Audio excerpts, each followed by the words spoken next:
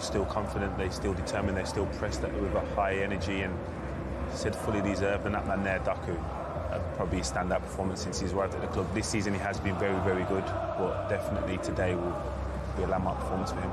The City just have more players at it than Liverpool today for you? Liverpool never really got kind of that spark, never really got going. There was a little bit of a frenzy around when Haaland missed his penalty, and you thought it's going to kind of spice up a little bit, but I thought City were really good, to be honest. Came out, had the game where they wanted it for the most part until they went 2-0 up. Second half, managed it really, ended up scoring again, but looked, for the most part, looked comfortable. And disappointing day for Liverpool, obviously. Are you going to go back to that disallowed goal as a turning point at 1-1? Who knows if it had given Liverpool a lift at Square? I think it'd be wrong to use that as an excuse. I do think it was a bad decision. I do think it would have changed the game. Maybe it would have been 1-1. But I think the best team won on the day. Manchester City were the best team. Maybe one or two strange decisions. I said before the game I was surprised that Wirtz started instead of Gakpo. Liverpool didn't really attack that well. Mo Salah was quiet, quite wasteful in certain situations. Ekitike hardly had a kick in the hour that he was on. I think it would be foolish to say that. Yes, it was a big moment in the game, but I definitely thought the Manchester City were the best team, deserved to win. And to go back to that incident would be, I think, hiding behind the truth. But what a way to mark 1,000 games as a manager. He has to work so hard for any victory over Liverpool. He's clearly enjoying that one. And why wouldn't he? And as I say, that is the 716th time he has had that winning feeling as a manager, which seems utterly remarkable to say for any manager, let alone at the level that he's been at. Yeah, and as I say, the rest of them fixtures were defeats. Some of them were draws as well. So to have a ratio of that magnitude is outstanding. So I've not coached or managed at that level, but the kind of intensity and the drain that must take, the toll it must take on your body, mentally and physically. So credit to him. A lot easier when you're winning matches. 700 of them. Well, he certainly is the GOAT. He's enjoying that one today, Pep Guardiola, and why wouldn't he? 3-0 beating Liverpool at the Etihad Games for Manchester City now. So your 10 Premier League games this weekend are complete before we have our break for the internationals, our last one, of course, of this calendar year.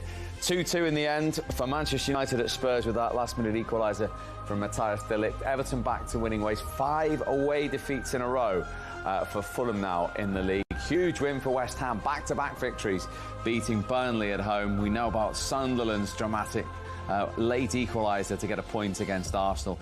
Chelsea making sure Wolves managerless and are still winless as well. Then earlier today, a thumping win for Aston Villa, 4-0 at home to Bournemouth. Newcastle, despite being 1-up, losing again in the capital, 9 without an away win at Brentford. No goals between Palace and Brighton. Massive win for Sean Dyche and Nottingham Forest against Leeds at the bottom. And Manchester City 3, Liverpool 0 at the Etihad Stadium. So Arsenal go into the international break with a 6-point lead above City, and they are 6 clear of Chelsea in third. Sunderland in the top 4. Liverpool stay in 8th on 18 points, level with Manchester United, Villa, Spurs and Bournemouth.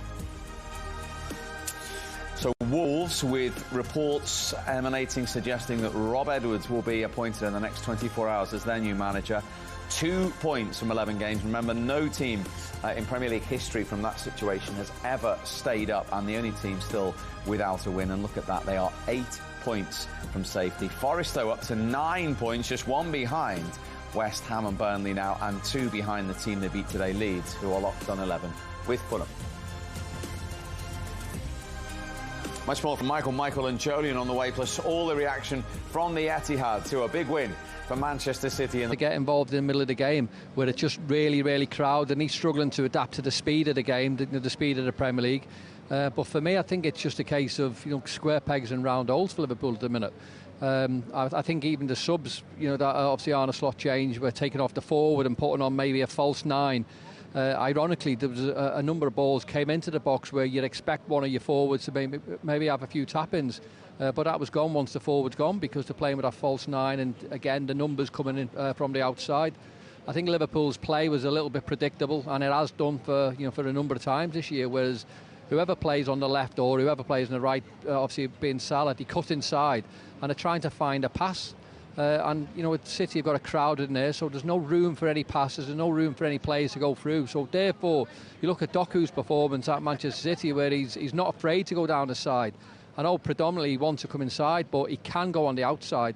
Whereas Liverpool were lacking that. Was when the ball does go to them, they want to cut inside, and it's hard. I mean, Michael will tell you, it's hard for a striker trying to read passes into areas of the pitch when it's coming from from the left-hand side. From a right-footed player, it's hard to sort of make that run.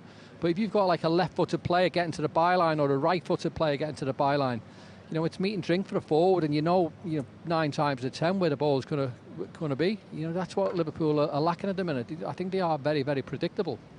Thanks for your efforts, Rob. Thank you as always. That is the opinion of Robbie Fowler and indeed Mike. View then on that influential moment, as you put it.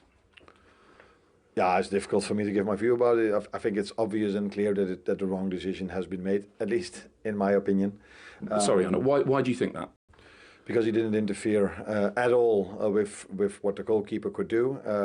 I immediately after the game, someone showed me the goal that what the same referee allowed City against Wolves last season, Wolves against City last season.